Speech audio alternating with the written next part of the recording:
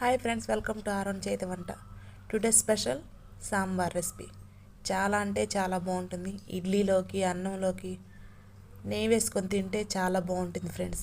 ముందుగా దీనికి కావాల్సిన పదార్థాలు, తయారు విధానం అయితే చూడండి. పప్పు కోసం అయితే కందిపప్పు కడిగి కొద్దిగా పసుపు, కొద్దిగా నూనె, ఒక గ్లాస్ వాటర్ వేసి ఉడకబెట్టుకోవాలి ఫ్రెండ్స్. తర్వాత ఒక కడాయి తీసుకొని అందులో నూనె వేయాలి ఫ్రెండ్స్.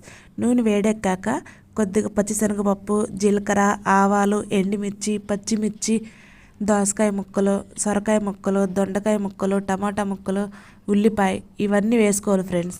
ఇవి వేసిన తర్వాత కొద్దిగా సాల్టు, పసుపు వేసి కలుపుకొని మగ్గనివ్వాలి.